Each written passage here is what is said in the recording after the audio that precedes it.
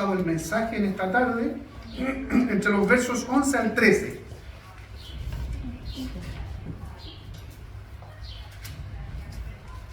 Evangelio según San Juan, capítulo 1, versos 11 al 13.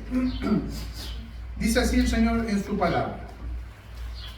La palabra o el verbo vino a los suyos, pero los suyos no la recibieron. Pero a todos los que la recibieron, a los que creen en su nombre, les dio la potestad de ser hechos hijos de Dios, los cuales no son engendrados de sangre, ni de voluntad de carne, ni de voluntad de varón, sino de Dios. Tengamos una palabra de oración. Señor y Dios nuestro, tu palabra es nuestro sustento, tu palabra es tu revelación a nosotros. Rogamos, Señor, el auxilio, la ayuda, la luz de tu Santo Espíritu para nosotros.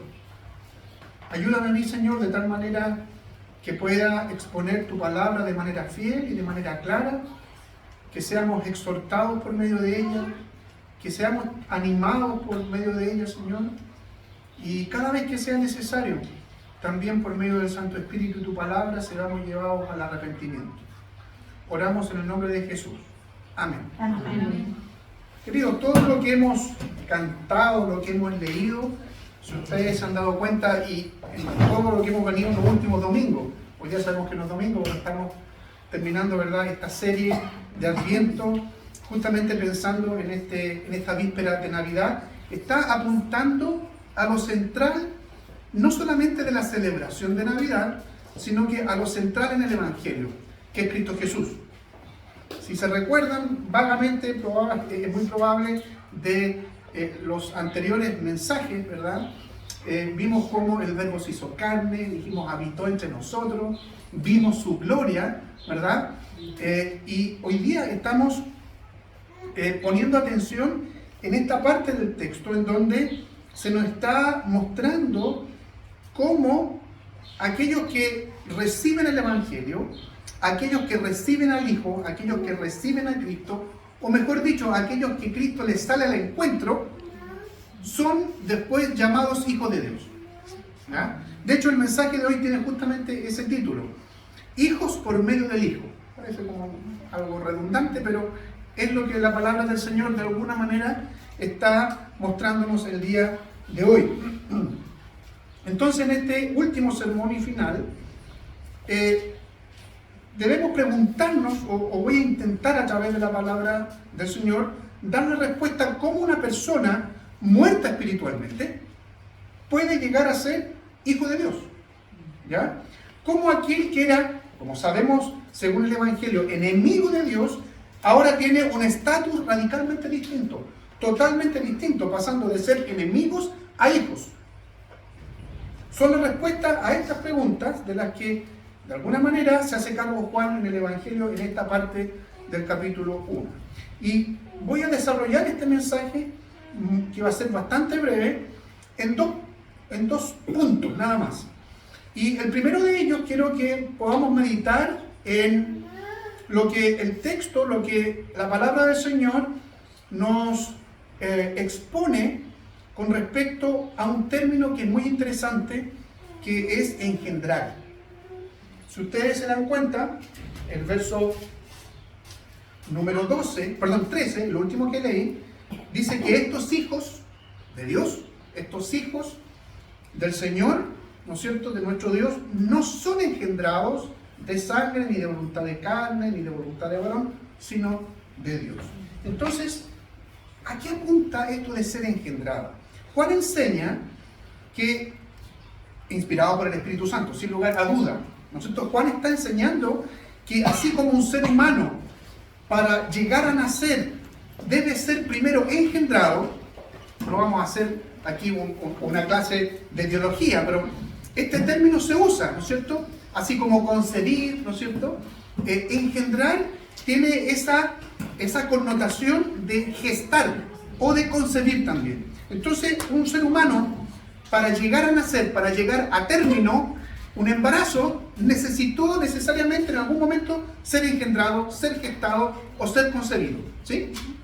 Entonces, de la misma manera que esto sucede físicamente, una persona llega a ser hijo de Dios del mismo modo, debe ser engendrado, pero no engendrado físicamente, sino que engendrado de manera espiritual. Debe existir una concepción de tipo espiritual. Los judíos en general, y ustedes recordarán, especialmente en los evangelios, cómo se jactaban de ser hijos de Abraham. Nosotros somos hijos de Abraham, ¿no es cierto? Y jactarse de ser hijo de Abraham tenía como implicancia de que eran herederos de la promesa de Dios a Abraham. De hecho, llamaban a Abraham el padre, nuestro padre Abraham, el padre de la fe. Entonces, ellos decían, nosotros somos hijos de Abraham, estamos metidos en el mismo pacto que Dios hizo por Abraham, somos descendientes en el ADN, los judíos llevaban sangre de Abraham, y por eso ellos decían, somos hijos de Dios también. ¿Ya? Ellos confiaban en la herencia, ellos confiaban en la ascendencia física que tenían con el Padre de la fe. En eso confiaban ellos y se jactaban de eso, estaban orgullosos de eso. En el pasaje que tenemos hoy, Juan está diciendo que los que son llamados o llegan a ser hijos de Dios no lo son por una genealogía, no lo son por una herencia humana. Fíjense, entonces estaba chocando o estaba yendo al choque de una manera intencional con todos aquellos, congéneres de Juan también, judíos, que se jactaban de ser hijos de Dios porque eran hijos de Abraham. Y aquí el texto está diciendo no tiene que ver con eso. No tiene que ver el que es hijo de Dios con una genealogía o con una herencia humana. No son engendrados, por eso que dicen, no son engendrados de sangre, ni de voluntad de carne, ni de voluntad de varón. ¿Qué significan estas cosas? No son engendrados de sangre, es decir, no tiene que ver con una herencia genética, ¿ya? Y después redunda en dos cosas para explicar lo mismo. No son engendrados de voluntad de carne, es decir, por un deseo de tener hijos, ni por voluntad de varón, de que algún varón haya querido tener un hijo. No tiene que ver con eso. Sino que dice, por el contrario, el que llega a ser hijo de Dios tiene como origen la voluntad soberana y misericordia de Dios. Por eso dice, no esto, y no esto, sino de Dios. No de voluntad de carne, ni de voluntad de varón, ni de voluntad de sangre. No. Son engendrados a través de Dios. Ahora, ¿cómo sucede esto? ¿Qué está queriendo decir aquí Juan? Juan está enseñando que así como nadie decide ser engendrado para después ser dado a luz, nadie. Yo no decidí que mis papás se casaran y que me engendraran, no lo decidí. Y nadie decide eso, así como nadie decide ser engendrado para después nacer. Espiritualmente nadie decide llegar a ser un hijo de Dios. Nadie. Ni ustedes ni yo decidimos decirle a Dios, Señor, yo quiero ser engendrado espiritualmente. No. Sino que es la voluntad soberana de Dios. Es Dios quien decide dar una nueva vida espiritual a quienes Él ha elegido. Fíjense que más adelante en las cartas que el mismo Juan escribe, en la primera carta, en el capítulo 2, en el verso 29, dice así: si saben que Él es justo, refiriéndose a Dios, si saben que Él es justo, sepan también que todo el que hace justicia ha nacido de Él. Esta palabra nacido allí en la primera carta de Juan, en el original, es lo que nosotros conocemos como engendrar. Es decir, podríamos leer de la siguiente manera esa parte en la primera carta de Juan: si saben que Dios es justo, sepan también que todo el que hace justicia ha sido engendrado de parte de Dios. ¿Sí? ¿Me ponen atención acá? ¿Sí? Pónganme atención acá. Entonces, como primera cosa, cuando el texto habla de que hemos sido engendrados, los que han llegado a ser hijos de Dios, o se les ha entregado la potestad, el derecho de ser hijos de Dios, no tiene que ver con una herencia. No tiene que ver tampoco con nuestra voluntad, sino que tiene que ver con la voluntad de Dios y de haber sido renacidos o engendrados por Dios. ¿Sí? Ahora, paréntesis. Culturalmente, y esto de hace siglos, no vamos a entrar en qué etapa comenzó, siempre se ha hablado de que todas las criaturas, todos los seres humanos son hijos de Dios, ¿sí? En un sentido sí, pero en el sentido más profundo no. Porque si bien Dios creó al ser humano, ¿ya?, los que son hijos de Dios, según el Evangelio, son aquellos que han sido engendrados de Dios y regenerados espiritualmente. Han experimentado un nuevo nacimiento, ¿sí? Y pasamos al segundo y último punto. Si bien hay una regeneración, hay un engendrar espiritual, es necesario, según el texto, recibir y creer. Recibir y creer de aquel que ha sido engendrado espiritualmente. ¿Ya? Es necesario una nueva y correcta relación, por lo tanto, comunión con Dios, para llegar a tener este estatus o este sitial de hijo de Dios. Para eso, la palabra del Señor nos indica que aquellos que han sido engendrados, aquellos que han sido regenerados espiritualmente o han vuelto a nacer espiritualmente porque estaban muertos en delitos y pecados, es la lección, por ejemplo, que tuvo que aprender Nicodemo. ¿Se acuerdan que en una conversación Jesucristo a Nicodemo le dice, ¿sabes qué? Es necesario que nazcas otra vez. Y Nicodemo no entendía de buenas a primera, porque era un hombre ya, entre comillas, viejo. Imaginémonos una persona de 60 años. Y Nicodemo decía, ¿cómo esto? ¿Cómo volver a nacer? ¿Cómo volver a ser engendrado? ¿Tengo que volver a ser engendrado? A propósito de lo que hablamos, y estar en el vientre de mi mamá otra vez. Y Jesucristo le explica que no era eso, sino que dice, tienes que nacer del agua y del espíritu, es decir, un nacimiento o un nuevo nacimiento espiritual. Entonces, esto de volver a nacer es la lección que tuvo que aprender Nicodemo y muchos otros judíos. ¿No es cierto? No basta o no es suficiente ser un descendiente de Abraham. Volviendo atrás en el primer punto. O sea, tú puedes ser un descendiente de Abraham, pero eso no te hace un hijo de Dios. Tienes que nacer de nuevo. Los términos que usa Juan para enseñar esto son recibir y creer. Primero, en el verso 11, da cuenta del drama del pueblo de Israel al no recibir y creer en Cristo. Fíjense, la palabra o el verbo vino a lo suyo, pero los suyos no lo recibieron. Es decir, Cristo vino a aquellos que eran descendientes de Abraham, a esos que se jactaban de ser hijos, no solamente de Abraham, sino que hijos de Dios. Sin embargo, ellos, los suyos, en su casa, podríamos decir su propia familia, no lo recibió. ¿Ya?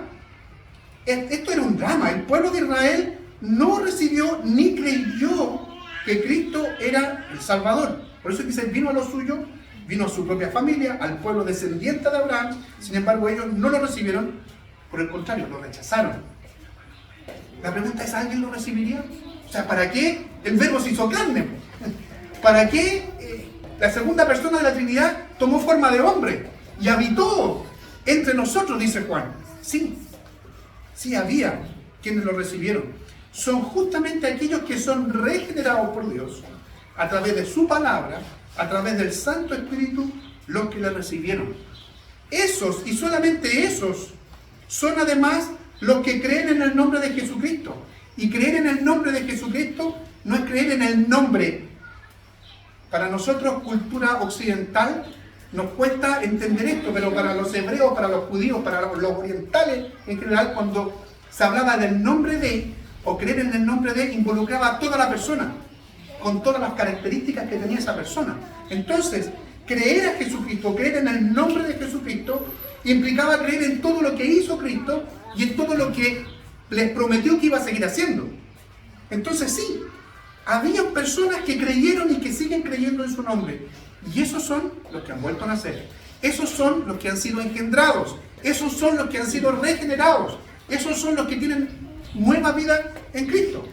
Es a estos a quienes Dios entonces les concede, fíjense, Dios les concede, Dios les dio el derecho o la potestad o el poder de ser hechos hijos de Dios.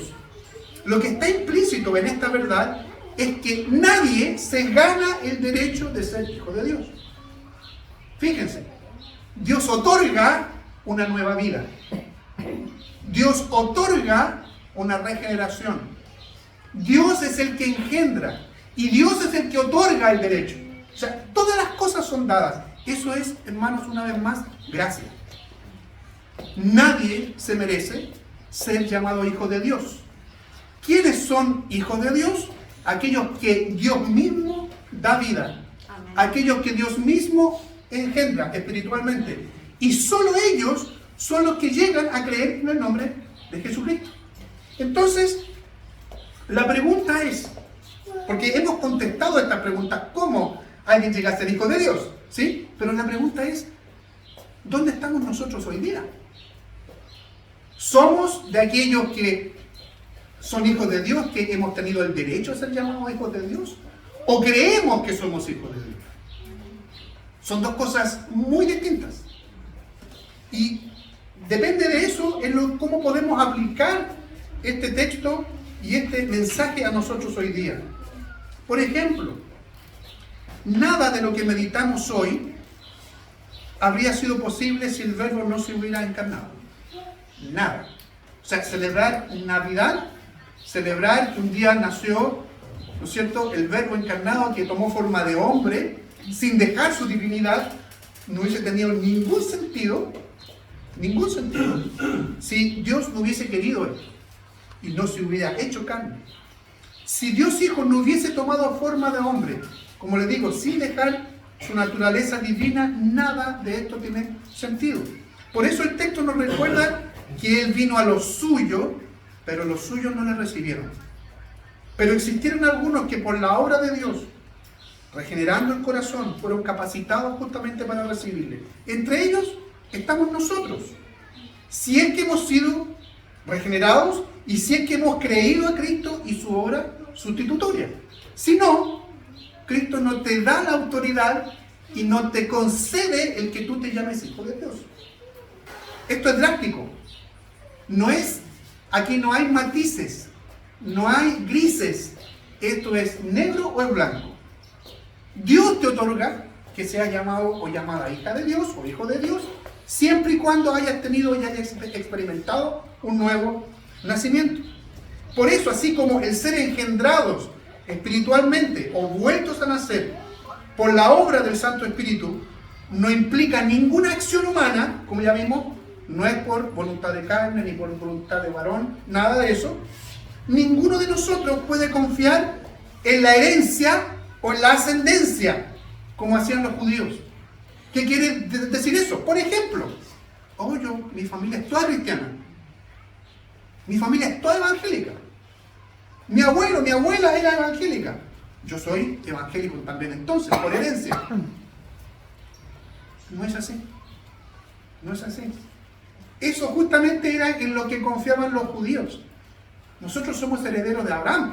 Y si me sacan sangre y me hacen, en ese tiempo no existía, pero si me sacan sangre y me hacen ADN, ahí va a salir que está, ¿no es cierto?, mi padre Abraham. No tiene nada que ver con eso. Tiene que ver con la obra que Cristo ha hecho en ti, en tu corazón. No tiene y no podemos confiar en ninguna herencia o ninguna ascendencia.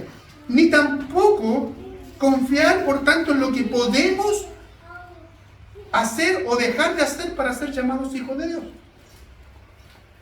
Y esto puede sonar extraño, porque yo siempre estoy animándolo a participar de los cultos al Señor, pero participar de la iglesia, participar del culto no te hace cristiano y no te hace, por lo tanto, hijo de Dios. Lo que te hace hijo de Dios te lo concede el Señor, por gracia. Haber sido engendrado y haber sido también regenerado, haber vuelto a nacer. Entonces, es la gracia de Dios en Cristo Jesús la que debe estar brillando siempre en nuestro corazón. Siempre. Ninguno se ha merecido el ser llamado hijo de Dios. Entonces la invitación es a celebrar al Cristo que nació, a celebrar al Cristo que se hizo carne, que habitó entre nosotros, aquel que mostró su gloria. Celebremos al Cordero de Dios que quita el pecado del mundo, aquel por quien tenemos ahora sí una gran herencia y segura herencia, pero no por descendencia, sino que somos herederos porque Cristo nos hizo parte de Él, nos hizo parte de su pueblo, gracias a sus méritos, y junto a quien reinaremos en gloria con el resto de los santos. Ese, hermanos, o entre otros muchos mensajes, es el mensaje justamente de la natividad de nuestro Señor Jesucristo. Hemos visto, espero que para cada uno de ustedes, especialmente para los más antiguos en el Evangelio, con sorpresa, una serie de mensajes basados en la primera carta de Juan. No en Lucas, no en Mateo, en los textos clásicos, para hablar o para predicar el Evangelio a propósito de la natividad de nuestro Señor Jesucristo. Pero aquí encontramos exactamente la misma médula. La palabra de Dios y Cristo en el centro, Cristo siendo anunciado, Cristo brillando para su gloria y para nuestro propio beneficio. Que esta tarde noche, cuando usted pueda compartir con su familia, ese compartir con la familia no se va a tratar de nosotros, se va a tratar de Cristo, se va a tratar del Señor. Muchos hoy día, tristemente más del 90%, es muy probable que más del 90%, cuando esté celebrando, van a estar poniendo al centro, no a Cristo, sino que a ellos mismos. Y eso es muy triste, porque la Navidad no se trata de nosotros, la Natividad se trata del que nació y se trata de la gloria de Dios en Cristo Jesús. Que eso trajo como consecuencia salvación, que eso trajo como consecuencia que nosotros se nos haya dado o se nos haya concedido el ser hijo de Dios, es otra cosa. Pero el centro es Cristo. Yo los animo entonces a que esta tarde, compartiendo la mesa, compartiendo los alimentos, compartiendo la alegría de estar con seres queridos y amados, tengamos presente que Cristo sea el centro de esa reunión, el centro de esa mesa.